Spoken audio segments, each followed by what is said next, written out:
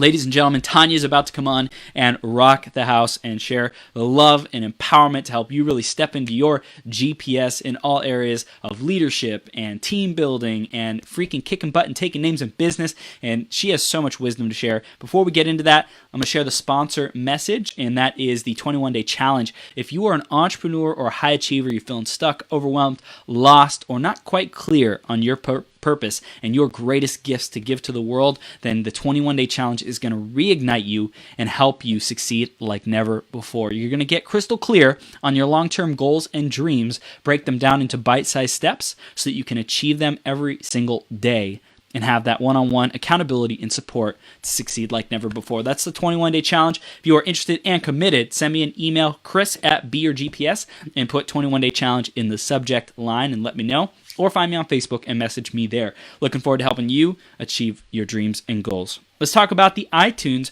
review of the week. It's Gina Pino who left the review this week, and she said, totally inspired.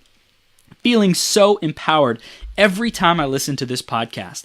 Binge listening all weekend. Thanks, Chris, for sharing your brilliance. Your genuine caring and enthusiasm is infectious, and it lifts me up each and every episode. You and becoming your greatest possible self is a gift. Thank you so much, Gina. I appreciate you. And if you want to give us a review, go to beyourgps.com/iTunes. You can find us there. Search Becoming Your Greatest Possible Self as well. And let us know what you love, what you want to see more of, what you feel could be improved, and just keep us in the loop of how you're doing and how you're becoming your greatest possible self. Thanks so much in advance for that. Now, I'm about to bring on the woman of the hour, Tanya. She's going to bring the heat. So again, bring your pens and paper, bring your thinking cap and your willingness and openness to transform, because life can transform in an instant when you show up, when you give everything, when you're all in. Everything transforms for you. So Tanya's going to be bringing the heat for you. Stay tuned throughout the entire interview, because you never know what one gold nugget is going to transform everything. Let's introduce her and then bring her on. Tanya grew up in a small farming community in South Dakota. After moving to Minneapolis, obtaining a master's degree, and spending 10 years in public health, she became an entrepreneur. Tanya is on a mission to create and coach entrepreneurs, helping them to develop strong villages, to delegate and outsource in order to scale and leverage income. And we're blessed to have her here with us today. Tanya, you ready to rock this? I am ready. I'm here. You are here. You are ready. We're doing it. Thank you so much for being here. We're going to have a lot of fun today, and I appreciate you taking your time to share with our audience how to become our greatest possible self in the area of business and leverage and scaling. It's going to be a lot of fun. Thank you for being here. You are so welcome, Chris. I'm ready. Awesome. Let's dive right into the question of the day, which is fight, love, or both. And Tanya, I created this theme of fight, love, or both because some people feel like they need to fight their way and have determination and resilience and do whatever it takes as long as it takes to get to that dream and that vision. And some people feel like, I can just manifest my way to my dream and my vision and be in the flow and have it be fun and easy. And I want to hear your perspective of how these come together and what your philosophy on fight, love, or both is. I think it's definitely both. Okay. I think there are times in life you are going to have to fight so that you can love authentically and to the highest potential that you are capable of, because a lot of times you have to create that space for yourself and no one can create it for you. And unless you fight to remain who you are, sometimes, it's a world out there. If you're an entrepreneur, especially, you may have to fight until you kind of figure out who you are and what you want to be and how you want to show up. And then once you figure that out, that's when you can completely love to your fullest potential and then serve to your fullest potential. I totally appreciate that. That's like the exact direction I wanted to go with this question, because like people have to learn how to stand up for themselves first and what they believe in and their values and decide on that, and then go live that for a while and then say, okay, I lived it. I'm done with this like overworking and do all the time. Let's figure out a better way, a more inspired, like higher perspective to do this. And it sounds like you got it right on the nail head, Tanya. Yeah, right. I mean, we are digging. This is deep. Like the first 2 minutes, we're going like right for it. That's right. I absolutely agree with that. And I feel like my husband and I we're a really, really unique couple. We've been married now 18 years. Yeah. We met in September and we were engaged when I took him home to meet my family in November and married by July. And we were barely 20, and I don't know if I would recommend that. It totally worked for us. We happen to be soulmates. But again, the one thing that we have done and kind of pushed each other to do, and this may not always be your partner or your spouse, but I think look for a mentor to do this for you as well, but push you to get out there and try things right away. Like, I think like every 2 years, I feel like one of the other of us is really pushing ourselves forward to learn and try things and fight our way up. And once you get in and really learn something, you know if it's what you want or not. And if it's not, get out, make a decision, choose something different, and go and do something else so that you can develop into the person you're meant to be. I think so often if you play small and you go tiny, tiny, tiny increments instead of really exploring and figuring something out. We opened a franchise at age 27 years old. And by 30 knew this wasn't what we wanted. It wasn't what we thought it would be, a lot of things like the economy in the US totally crashed. Like some of it was completely out of our control. But on the other hand, I'm so glad I didn't wait till 47, which a lot of people do. They'll take money they've saved up forever. They'll finally leave the job they've hated all their life or whatever their story is. Like I learned at 27 things that have impacted my life, and I have just like catapulted ahead in the next 10 years, where I know people that are still back there having the same conversations, hemming and hawing over whether or not they should do something.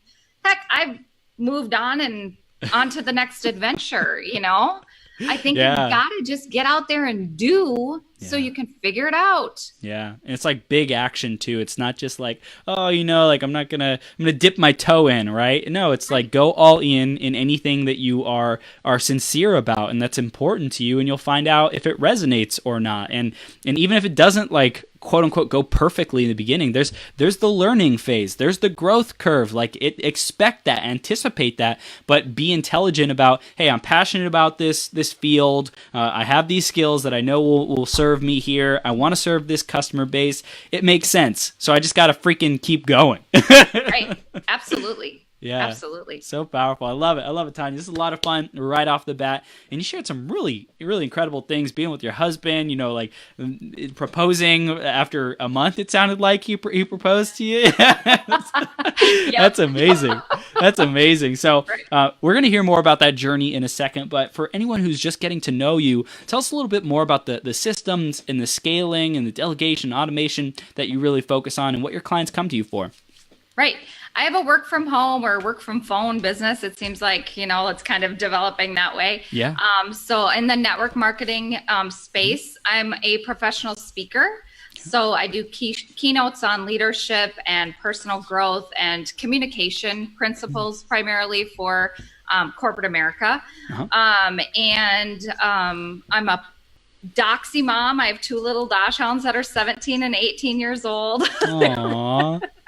Right? Just putting around now, huh? Right. They totally are. So yeah, and I one of the things that I often talk about is creating a village. Creating a strong foundation for yourself and your business, and delegation. That's one of the things I'm really, really great at, and I think that's one of the things that holds a lot of entrepreneurs and a lot of people in general back is they don't ask for help or delegate. So then they're constantly in this state of trying to spread themselves too thin, and that hurts themselves, their families, and their businesses. You're bringing up a compelling case for action here, Tanya. We can tell you've done this before. So let's go back into the journey and talk about, how did you get to where we are today, mastering these systems for delegation, speaking for corporations, having successful businesses? What was that journey like? You mentioned about the franchise that you did. What inspired you to get into business in the first place, and what were some of those key milestones that you hit along the journey? Right. I've always had an entrepreneurial spirit. I've always been very much into leadership. I'm from a very small town of like 38 people. We live like 70 miles from a Walmart. I mean, this is middle of nowhere. Wow. So in our school, people were in everything. So I was in all of the different sports. I was really bad at sports. I was in one act play and all these different things because everybody kind of had to be, or it didn't exist type of a thing.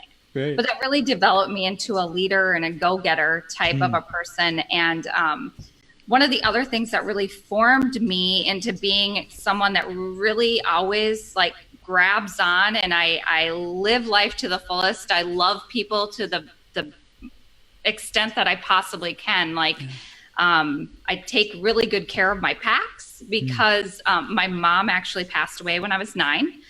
She was riding bike a mile from my house, and at 4:30 in the afternoon, a drunk driver crossed the median in the road, and she passed away instantly. She died instantly. My sister was 6. My dad was 29. I mean, it's just a rough, you grow up. I was already a pretty responsible child, but you grow up quick. Yeah. And my grandma was my biggest mentor and leader. She's kind of the matriarch of the county. And I think I really got my entrepreneurial mindset from her and kind of carried that through. So I ended up getting married young. I was a financial planner for a couple of years under an amazing woman. Her name is Catherine. And she's now one of the top 5%, I believe, of financial planners in the U.S. as a woman, which is a big awesome. deal. Wow. Right? So that was one of the first things I think that I would kind of draw out of that is I had a mentor that was very successful very early on, a couple of them. Powerful. My grandmother, she's a very good communicator, very good at, just having real communication with people, which I think a lot of people don't. And then Catherine was an amazing businesswoman. And from there, I ended up in the healthcare space. I had another phenomenal mentor, the head of government programs there. Wow. And I've just kind of gotten myself around people that get stuff done, and I watch them. I had that opportunity again when I left, or we had the franchise, and that we opened in 2007. A bit of tragedy surrounded that one too, with some loss of some very dear friends, but we opened anyways. And then the markets dropped and our operating line of capital was all of a sudden gone. And we were 27 years old with over $1 million of liabilities and rental properties. And that was an adventure. And, I never quit my job that whole entire time at my public health career. But what I ended up finding was that after the franchise had closed and we kind of moved on and I kind of rebuilt myself because that was kind of like death to me, losing everything and failing as a business professional. That was awful, right? My mom, my birth mom was very, she was a financial planner type person, insurance as well. So like responsibility was very important to me. And I felt I hadn't been responsible. Wow. So coming back from that was really hard, and learning what success was really hard. So in 2013, when I finally came back around, after I swore I'd never be an entrepreneur again, here we are. So that was a long rambling thought of, it's definitely been a journey with a lot of bumps and bruises. But I think one of the things that I do well is I find mentors. I communicate really well with those around me. I ask a lot of questions and I fail fast. I learn and I move on. I admit where I was wrong and I go forward. Yeah, it's powerful. And you mentioned you watched your mentors, and that's like physical proximity of being with them. What do you feel like in our online age, how has that hurt our relationship to our ability to have relationships with mentors and be able to succeed at studying and modeling? I think the one thing, in some ways, I think it's helped, because if you can't find someone that inspires you, you're not looking. Right. Right. You don't have to be in physical proximity. I was, and I'm very, very fortunate I was, a number of different times throughout my life in a number of different ways. Yeah. But if you don't have that opportunity right now, you can go and find it online. Find someone, Google, whatever, find it. You have to find it. And then the next step is actually reaching out, because in the internet age as well, it's very easy to go on LinkedIn. It's very easy to search on the internet. And I think what people don't realize is that it's also easier these days to get physical proximity, Zoom, phone calls with people that are actually open to helping you, sharing what they learned and their mistakes and helping. People want to help. People want to help you. So you can also find someone that's open to mentor you. Typically, like I interview mentors. I just got a mentor for speaking last fall, and she's done a phenomenal job. You know, I honor her, and she's helped me grow. We only just got started, but already it's making a difference. So like if you want to improve an area of your life, find a mentor that's really good at that area, seek them out and go with that. Now, that doesn't mean they're going to be a mentor for every area of your life. They're not going to be good at everything, nor should they be. Wow, that's good. And you know, I often hear in books, like listening to audiobooks, I think I was listening to Lisa Nichols' Abundance Now book, and she's talking about how, you know, she sought out mentors in her early years and just like asked, you know, just ask. And there's a lot of retired executives and these people who are like sitting on mountains and mountains of wisdom, and people are just like not asking. You know? They aren't. And they want to give. Like people want to give. It's it's fascinating to me.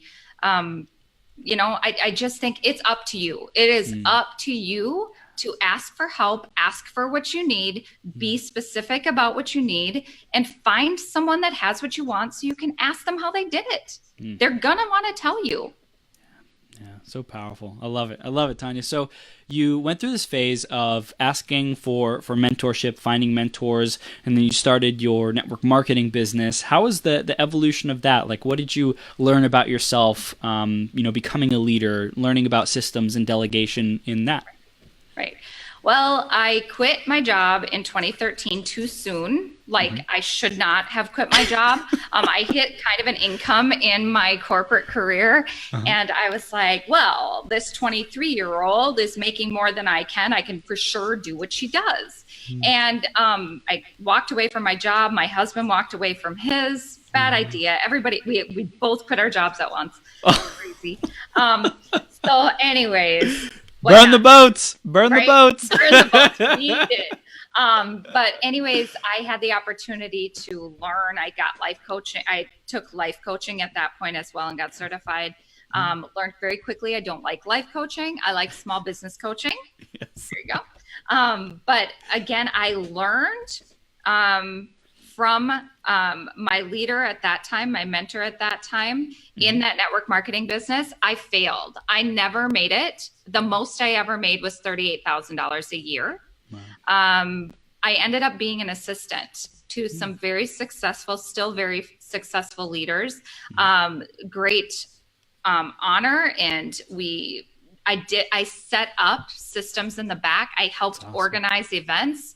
I helped do a lot of that. I hired assistants and learned about that. And I delegate very, very well. I lead a team very, very well. I communicate very well tasks, what needs to be done, and outlines very well. So that has served me well. I ended up going from there after being an assistant to a startup. There was a company that was in technology and wellness, which really hit my public health heart. And I really wanted to go for it. And I did. That went well. I did a lot of international travel. At the end of the day, over the summer, I really knew that I would need to move on. Like my values and beliefs and ethics and what I was looking for long term. I've always been a heart wins. That's kind of been my motto in network marketing. I have always been here for maternal and child health and the experiences of families. And one of the things that irritates me to no end is that often in network marketing, the very thing that people want, time with their family, is what gets sacrificed forever. Wow. And by the time they get the freedom that they wanted, their children are grown and gone. And they spent every evening on the phone all night long, right? And that would, or in-home meetings or whatever it was. Like I always believed that could look differently and needed to look differently. Like if you're going to sell that dream, don't ruin the journey of time they have in order to get that dream along the way. Cause you just have really no idea which way life is going to go. Right. And kids are young for a very, very short amount of time. Like I believed it could be a both and. So I really went with the heart wins mindset. I've never given up on that. And I wanted security. I wanted safety. I wanted good customer service. And I sought out a company that had those things, had strong systems, and really took care of the customers. And that's what I found. So then I combined that with the systems I already knew how to do from running a big organization and my democratic leadership style. I have a very democratic style. Like my leaders, our organization, they know, go on vacation. We got your back. Aww. Like it doesn't all have to be on your shoulders, and it doesn't all have to be on my shoulders either. Like I have nieces and nephews and a family and a husband and dogs. They all need me. Like it doesn't serve my future if I'm completely, like, let's be honest, I don't have kids, so I am more obsessed than most, but but I still want people to have that choice. And I don't think businesses should have to fall apart if you're not in them 80 hours a week. Yeah. So that's beautiful. And we hear your love for, people getting to spend that time with their families and being able to have freedom, being able to have the freedom of like, do what you want and spend time with the people who matter most to you, because life is short, and I really appreciate how you live that out in what you're doing today. You had the firsthand experience of it with your mom. You had, experience with it growing up in different situations. And now you're like, hey, I know that this is important. So leverage my wisdom, pain as wisdom, and be able to grow through that. And so you've created this ability for people to systemize and delegate and leverage and automate. So let's start diving down that road. And what do we need to know in terms of being able to start doing that effectively and successfully? I think first of all, what you need to decide, look at things on your plate. And first of all, you have to get a little bit organized. You have to have a conversation with the people around you about what they think is working and isn't working. Then make a list. What things have to be you? What things have to be you, your voice, your knowledge? They cannot be anybody else but you. And they have to be you. So before we go into the have to be you, I want to go back to working and not working. Why is that a fundamental part of this process? Because sometimes what you think is broken may not be broken. And what you think is fantastic may be driving everybody you work with or your family absolutely crazy. Can you give us some examples you've seen? So one of the things may be, maybe you're having, I know something a lot of people do is they have team meetings, right? Okay, so if you're not getting, maybe you think the team meetings are fantastic, and depending on your level of communication with the people that you're working with, what if all of them are actually like thinking, this isn't helping me right now. I actually leave this meeting feeling less capable than I did before the meeting, or it's right smack dab in the middle of family time for 10 out of 15 of the people that you work with. You know what I mean? Yeah. Or what else could it be? Maybe they want to hear some new stories. So maybe the things that they want out of that meeting are differently. So on a business scale, that's what I think it could be. On a corporate level, when I was in my corporate world, one of the things that I started doing at meetings was go into the meeting and ask when everybody sits down, why do you all think we're here? Like, are we all here for the same thing? And then when you're done, the last 5 minutes of the meeting, say, okay, does everybody agree that this is what we decided, what we're going to do, who's going to do it, and what the due date is? Because often people are miscommunicating and they don't even know it. So really everything comes down to communication. So I'm just trying to get people to communicate often, like it's just core. Yeah, and you know what I love about this is it's a demonstration of your value of democratic leadership. It's like, hey, what's working, what's not working is a conversation about, I think I know what's working and not working. Like, you have your own pain points, and you could clearly probably rattle those off. Like, man, this is a pain in the butt. This is a pain in the butt. I really love this. But to make sure that everyone who's going to be a part of a change or a system or a big initiative, like, they have to all be behind it. They have to all think that, yeah, that totally makes sense, to get their buy-in so that it works, so that the system and the delegation and the automation ultimately work. Would you agree that that's the angle of that? Absolutely. And I think there's a lot of personalities that can have a really hard time with that, with delegating and with that, kind of team approach to things. Here's the one thing: you have no freedom if your success is completely dependent on you.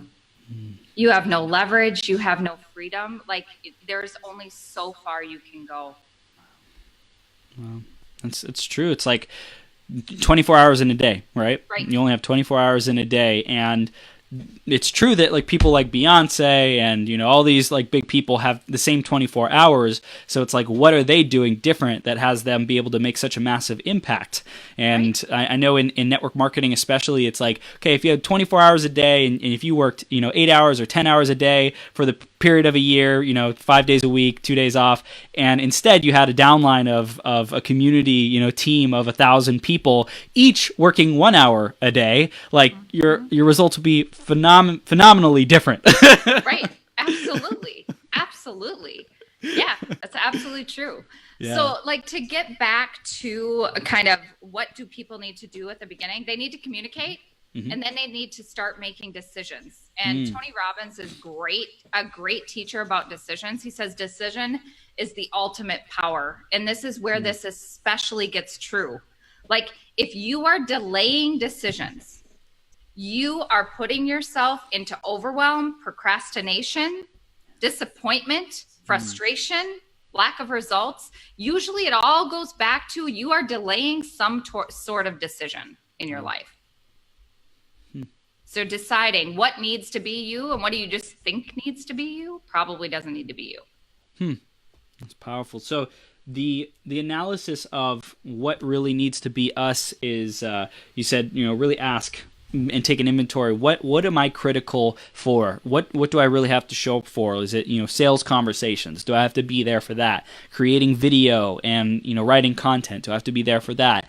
Okay, well, that's probably true. And what about email, sorting email? Well, you could probably delegate that. What about, putting up social media posts? Well, you could probably put it into a file and have someone send it out for you and just organize it and schedule it and all that good stuff. So is that kind of where you're going with that one too? Right. So if we want to talk about email, like I actually have how I kind of start walking people through that conversation. So you either have those people that have to have a completely empty email box, or those ones that can handle looking at their phone and seeing like 3,870 or more. You know what I mean? Oh my gosh. So first of all, kind of what I go with is the whole idea of delegate it, delete it, or do it, even if you're delegating it to yourself.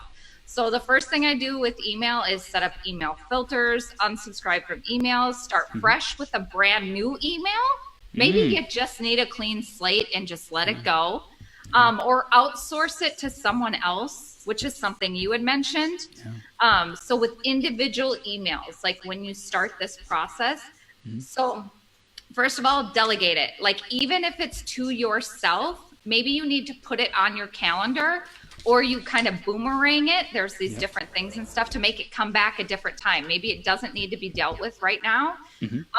Or do you need, so if it can be forwarded to someone else, do you even need to know the outcome? Does it maybe just need a task attached to it? So maybe you just need a folder that says, you can always search your folders. So even if it's a bunch of stuff where you just plain don't know what to do with it, put it over in the folder. And I guess if the world doesn't end, you didn't need it. you know?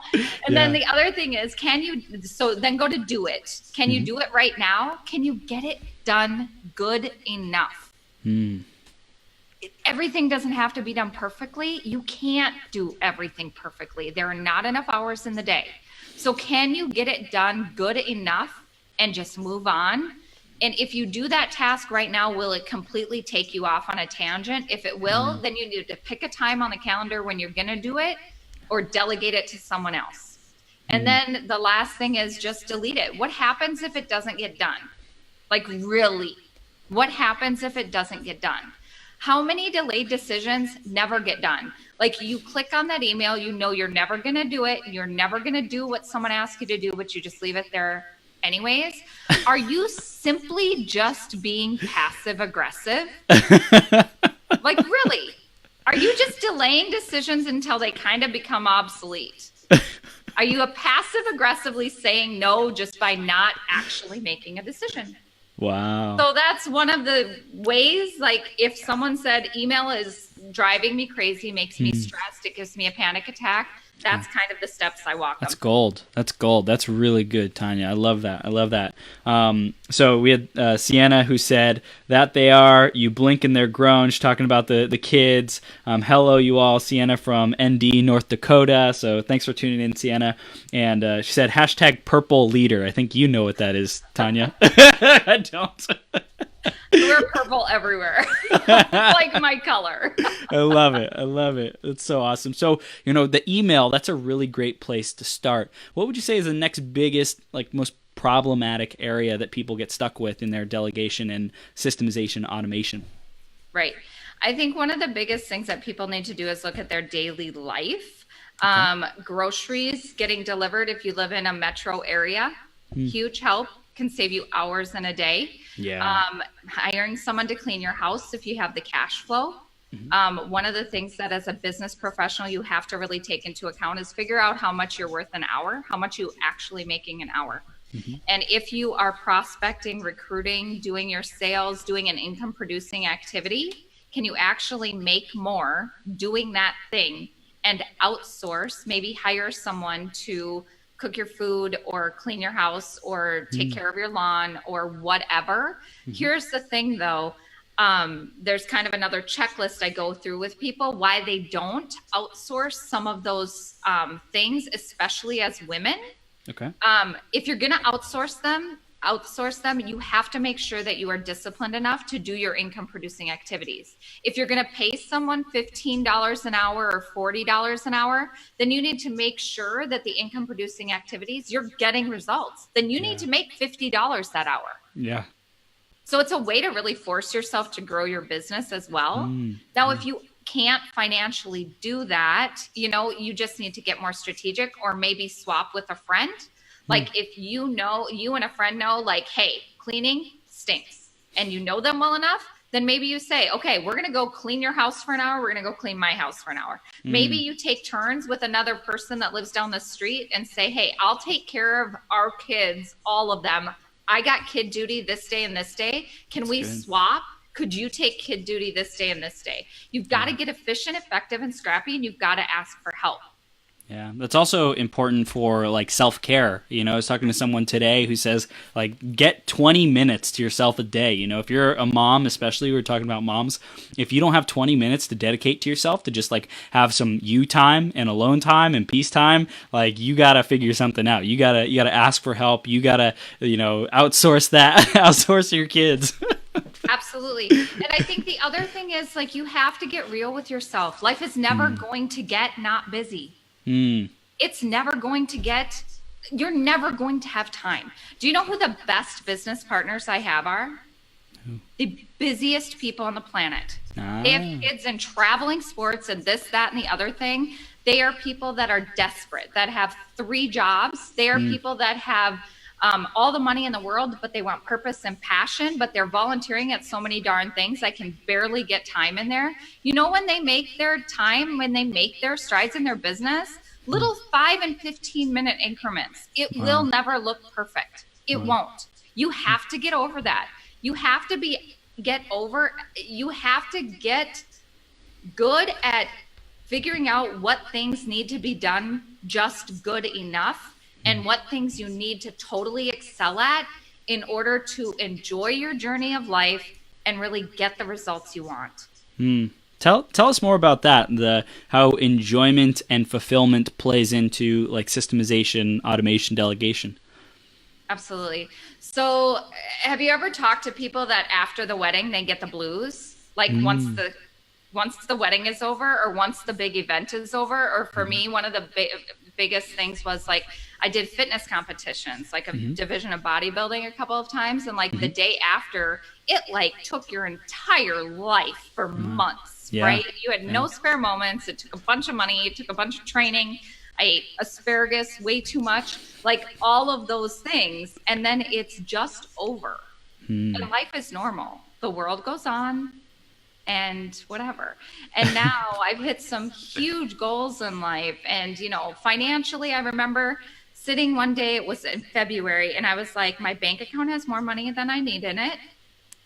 And like my husband and I are, at that time, we were both working from home. Like I have everything in life I could possibly have wanted right now, what I thought would be perfect. And it is in some ways, but at the end of the day, it's your mindset and whether you're enjoying the journey, because there are a lot of miserable millionaires out there. If you don't like the day-to-day life, then you know, you have to enjoy the journey or it's pointless. You know, one of the things that I didn't get into, my husband and I, when we were 27, we decided to open a franchise, and his best friend was opening it with us. His name was Gregory.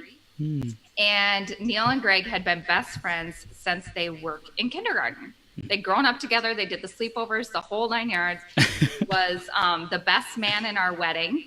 And I found an investor. We were getting full funding, and on the way to the meeting to get full funding for our franchise, Greg was hit in a head-on accident and he died instantly, 27 years old. Wow. But just days before that, he had called my husband, Neil, and he said, dude, because you know how they talk, dude, my mom just talked to me and she said she's so proud of me. Like he was so happy. He was so happy. Like they were going after their dreams and absolutely living life to the fullest, you know, and felt that. So for me, like I never take life lightly. Like people around me will always know that I love them to the nth degree today. I will never wait till tomorrow to make sure that you know how I feel about you, because you have to live that way. You have to squeeze every joy out of life, even while you're striving, even when you don't have what you want yet, even when you think you're never going to get to where that end goal is, because once you get to that end goal and you've achieved all there is to achieve, when you look back, you realize it wasn't about that end thing at all. The next day, life just went on and it was normal again. So do you like whatever that life that's just normal is on a day-to-day basis? Wow. And that's like an identity shift, you know, how you relate to life, the mindset, like how you really show up in life. And for you, you've had a lot of experiences that woke you up to the preciousness of life. And, you know, we can share with people these experiences, these stories that you're sharing. And is there any other specific ways that you feel people can activate that level of gratitude and presence and, you know, in being in the moment like you are sharing? I think it's just a decision. Like you don't need a tragedy. You don't have to wait for a tragedy. I just told you. Done. You don't have to have a big dramatic story. Like, no. More courage would be the person that just decides, this is a pretty good life. I'm going to enjoy it, darn it. I'm going to accomplish some big things. I'm going to make sure that I serve and that I do big things and that people know I care about them. That's a decision. That's a decision. Yeah. And part of that, like I really went around that question, but you had asked, like, how does delegation and those decisions, how does that, I think it's much easier to decide to be a martyr to a cause. And instead of, especially nowadays, like it's a big thing to 10x everything. I'm not slamming Grant Code down. I'm just saying, like, it's almost harder to decide to enjoy and work. Wow. It's easy to decide I'm going all in at the sacrifice of all other everything, you know? The fight. Exactly. Yeah. Like there's just, it doesn't, we live in a society very much right now where it's this or that, when really it's an and. It's always going to be an and. Right? You don't have to be for or against something. You can have a conversation and a debate. And we used to do that all the time. It just became kind of unsafe to do that in the US somehow. But I believe we can, and we're going to have to live in that gray area and figure it out. So when it comes to delegation and decisions, especially in business, I want to answer that question for you. For many people, it's deciding, you know what, you don't have to be a martyr, but you do have to be disciplined and dedicated, and you've got to do that work. Yeah. You need to go back and figure out, like, delegation. Here's one of my mantras is you don't have to recreate the wheel, you just have to make it turn. You don't have to recreate the wheel, you just have to make it turn. Is one of the reasons you're not delegating because your ego is in the way. Only I can do it right. Really? Right? Some people, there's three other ones that I just want to touch on really quickly. I feel bad or spoiled. This can be really hard for some people to like actually say, like, I hired someone to clean my house. Well, that's something only those type of people do. Or is it, why should I get to do that? Or maybe paying someone to do something or a task they're capable of makes the world go round. Right. Who are you to decide what is beneath someone else? Every task is noble. To someone that is absolute joy, you are giving them money to do something they want to do so they can take care of their families, and then you can do an income producing activity that you're actually better at and make more money at. Right, and it's like the executive or the entrepreneur who has to take out the trash and do like the quote unquote dirty work because they have a dream, they have something that they're going for, right? In that process, it's like other people do those jobs and those duties and put their talents and gifts to work in that capacity. So it's like they deserve to get that acknowledgement and praise. And, you know, I say thank you a lot to those types of people who are janitors, who are taking out the trash, different stuff. I'm like, thank you for what you do. I really appreciate you, because it's like they don't hear that often. And it's like what they do is important. It makes the world work. So true, Chris. And I actually, the next sentence is show sincere gratitude and appreciation. Yes, yes. Right? And then the next thing that I have, number 2 on that list would be it's too expensive. That's the other objection I get about delegation and things like that. This is a simple numbers game. Like you got to get down to business and figure out how much do you actually make?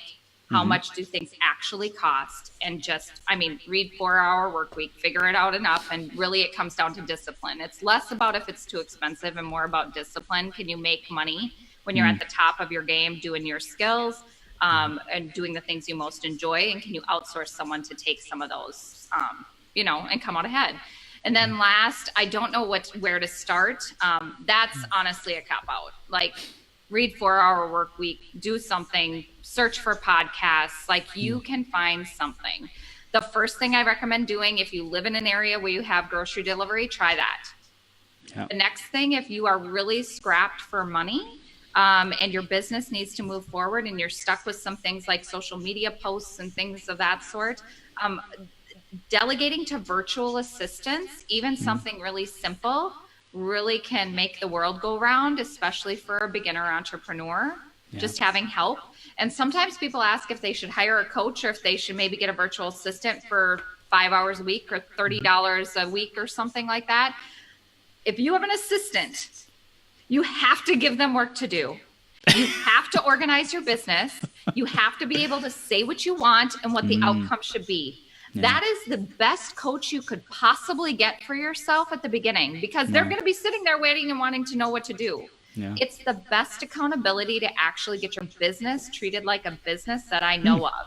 And then maybe once you get your stuff organized and get yourself in line and you really get into knowing what you have and what you don't have as far as a business, then go hire a coach.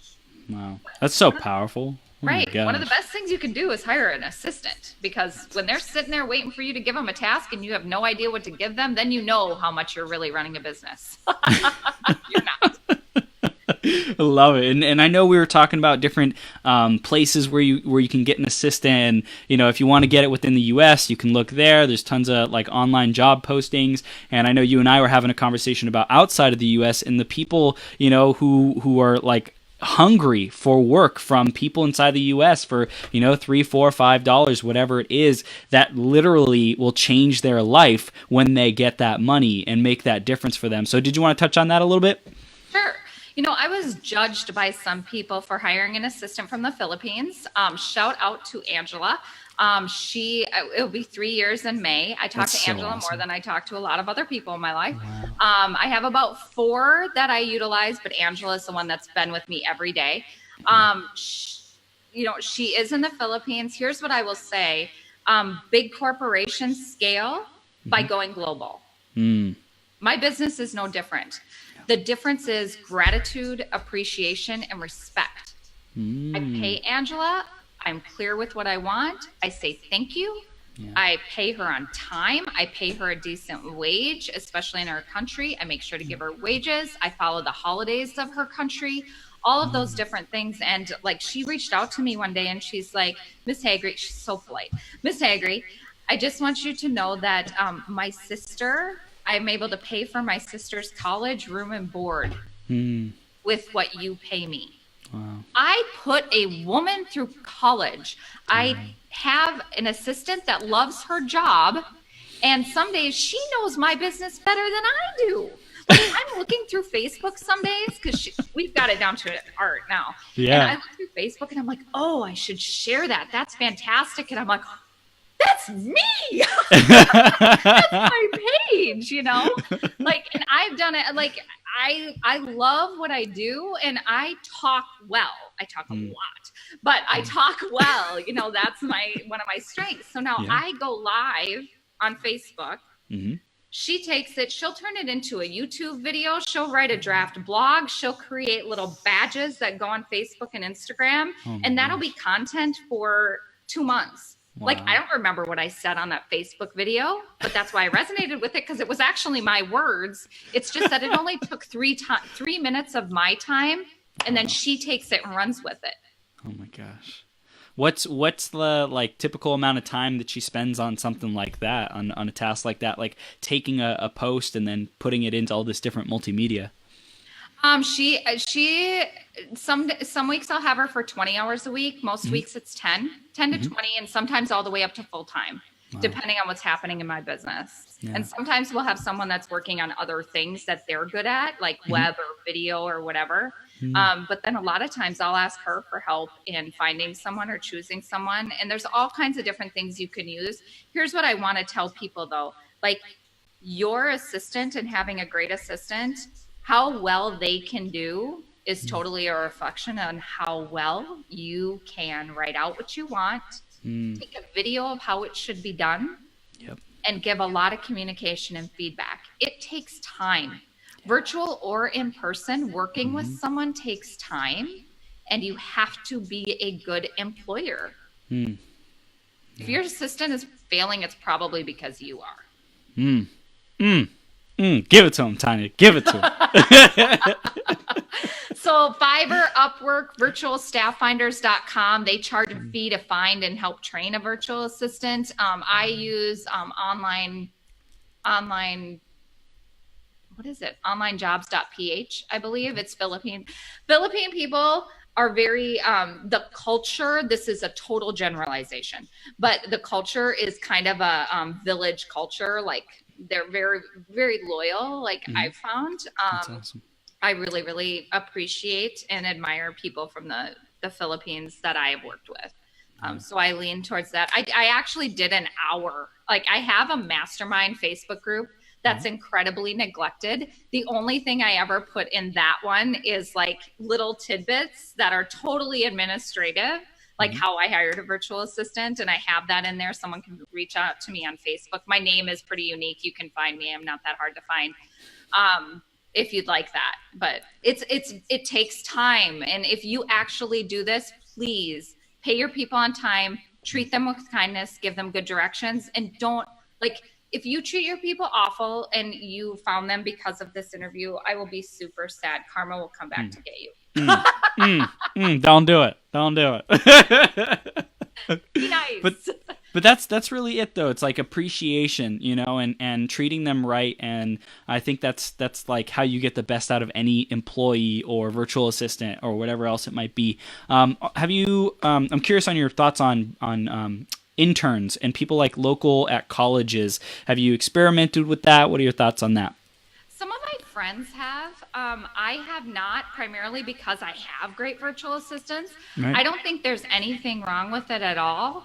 I think, again, it just comes back to really communication. Yeah. Always. I sound like my husband right now. He beats communication and listening into me all the time. But it really is true. Like, I think when that goes awry is when people take advantage of an intern and vice versa, where I think, honestly, if you can, I would work for someone for free in order to learn exactly how they do something. Totally. I still want to be respected, but if you can get in proximity with someone who is an expert at their craft, who's done the 10,000 hours to become an expert, that's priceless. Yeah. That's priceless. Yeah. That's so powerful. I love it. I love it, Tanya. What would you say is one of the lessons that you see yourself learning this year in terms of delegation and automation and systemization? What do you see as your big focus or growth area, however you want to call it? The last 2 weeks have been really interesting because I'm actually the happiest I have ever been. My business is going better than it ever has. Awesome. And part of it is I finally landed in the right place. Yeah. I learned what I loved and I didn't like and all of those things and what I really, really value. So I'm really operating in my strength zone. Like, I'm not doing customer service. I'm not doing, I'm really operating in just a business leadership place right now. I'm coaching and mentoring almost full time. That's awesome. Which is fun. I mean, I'm super excited about it. What am I really getting better at? Especially in the last 2 weeks, I'm getting better at being more simple. Giving an instruction, having an action, giving the next instruction. I love the picture completely laid out for me, but I have the opportunity and the lifestyle that allows me to really focus in on just my business. Most people don't. Yeah. So I'm getting really good at making things more simple and getting people wins and coaching better so that they can move forward instead of the fire hose approach and hoping they survive. So what would you say? So you said it's like the specific actions of, hey, do this. It's super simple. When you're done with this, come back to me, kind of thing. Right. Versus like, da-da-da-da-da-da. Here's how your journey is going to be. 1 through 10, go do it. Instead, I'm like, here's steps 1 and 2. Text me back. Right. And they oftentimes they're getting done faster than if I would have given it all at once. Totally. How do you? It's very much a mental game too, of just getting an A in the class, little by little by little.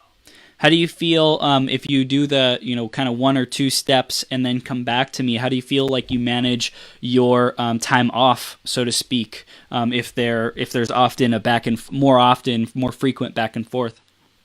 Once again, I'm lucky to be in the place of I do have help. And people can ask questions. But I also think that for the people that I work with, when they have a lot of the people have families. So I'm like, if you have a basketball game or you have a soccer thing and I asked you a question and you're at a game, I'll be like, okay, we'll chat after. We'll chat tomorrow. I instantly am like, okay, unless it's urgent. They know if I say something's urgent, it really is. Yeah. And they know, if I have 3 minutes, we can have a 3-minute phone conversation and know we can get a ton done. And then the kid's coming off the bus. I'm so used to operating like that. But if I say I'm taking the night off, or if I say I'm not doing anything this day, like I get respected too, because I respect the other way as well. Yeah. Like, Yeah. and we hold each other accountable. Like we all really did run a marathon. Many of the people that I work with, like we've worked, you know, we are, if they join me, most of the time it's because they want to work really hard. And they also have decided I am going to be dedicated and disciplined to respecting my family's timelines and my self-care. They know that's who I am as a leader. Yeah. But we also get stuff done. Yeah. Yeah. That's powerful. So like it takes more courage to do it that way than I think, like I said, to just go to the bone, you know? Yeah. Yeah. The martyr approach. The martyr syndrome, right? I'm that girl, like I didn't get any B's in school, like all the way through. Wow. And one of the things that I did was I would get so upset before big tests and stuff, I would throw up before them. And then it came to the point of, if I didn't throw up, does that mean I wasn't trying hard enough that time? What? Wow. Right? Wow. So it's taken, my husband always says, yeah, it's taken me 18 years to mellow her out this much. I was so type A, Chris. You wouldn't believe how type A I was. Oh my gosh. I'm curious with your time blocking. How do you focus on that? How do you find time management? Do you plan a month out in advance, a week out, a day out? Like how does that work for you?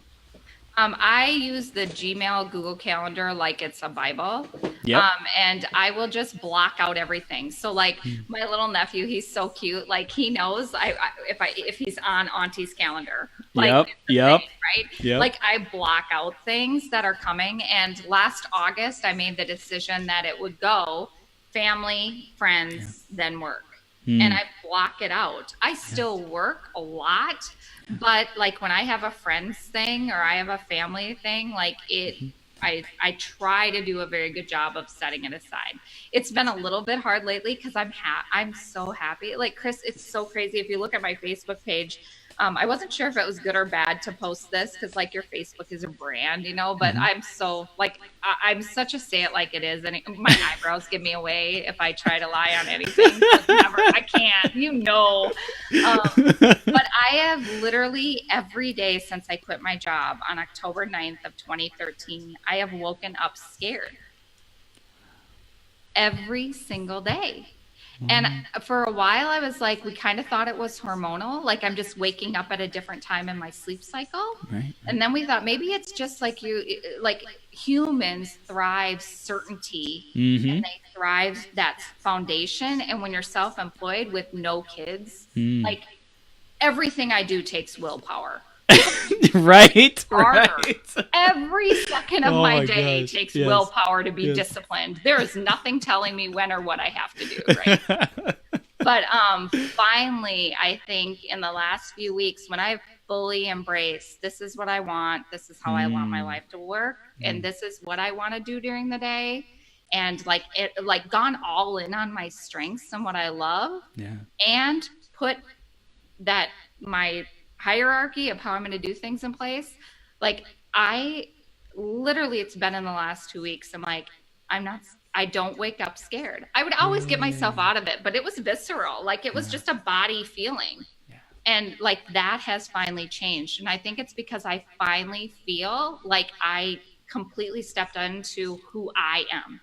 Man, that's inspiring. Yeah. That's awesome. It's so cool. So cool, Tanya. I love it. I love it.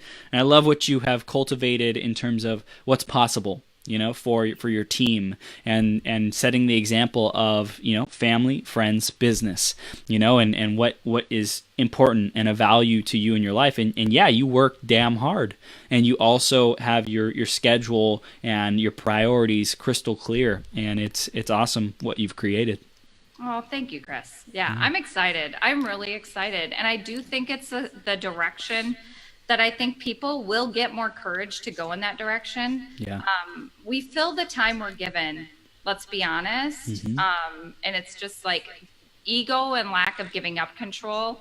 Like really what's going to happen to your business if you completely step away from your phone for a few hours? Really. Yeah. Yeah, it's like leaving your phone outside of the bedroom. I've heard that's like super super powerful, super gets you back to recharging, good sleep, good health, good connection in relationships and in romantic relationships. So it's like learning how to let go and just be at peace. And that's where like meditation comes in, delegation, systems, virtual assistants. It's almost like every year or every certain amount of time, every quarter, look at again, hey, what have I like picked back up? What have I said or told myself that I have to be in control of? And what is not true about that? What's not true? And how can I really give back, release more, make life more simple? I think what you just said, Chris, being okay with that, it is going to change all the time. Yeah. Right.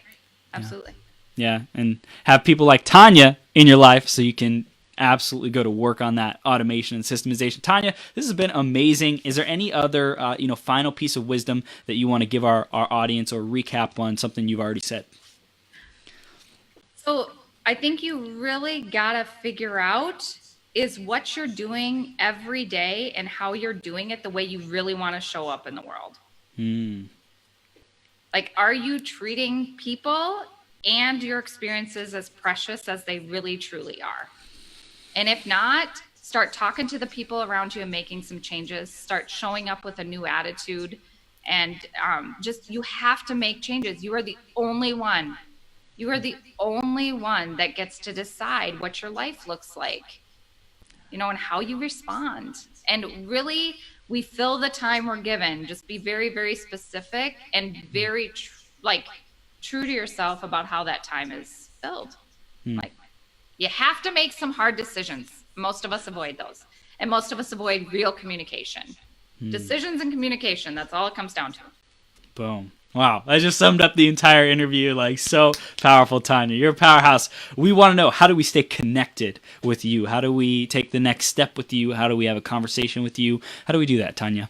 Yeah, absolutely. So everything is at my name, TanyaHagre.com. My email is Tanya@TanyaHagre.com. I have a workwithtanya.com that's primarily network marketing based. But there's a simple splash page on TanyaHagre.com for getting in contact with me. But otherwise, just Facebook.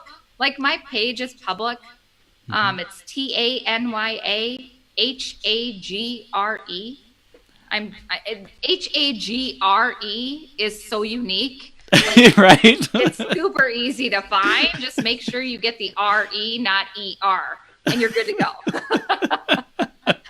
I love it. Well, I love how much you've truly stepped into what you love and what you're passionate about and what lights you up, and your family and your work and your genius, your zone of genius.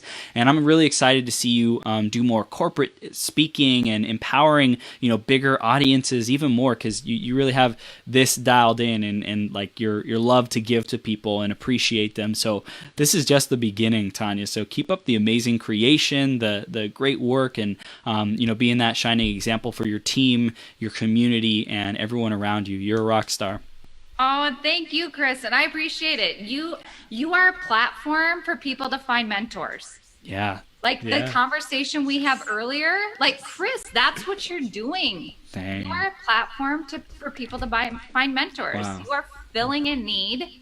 I mean, you want to find some mentors? Go listen to a bunch of Chris's 12-hour marathons. You can't find something in there. Seriously, really? That is gold. That is gold, Tanya. I'm writing that down. That is fire. You're awesome. Thank you for what you do. I really, really appreciate you. You're welcome. Have a great evening, Chris. Thank you, Tanya. We'll see you soon, okay? Okay, bye-bye.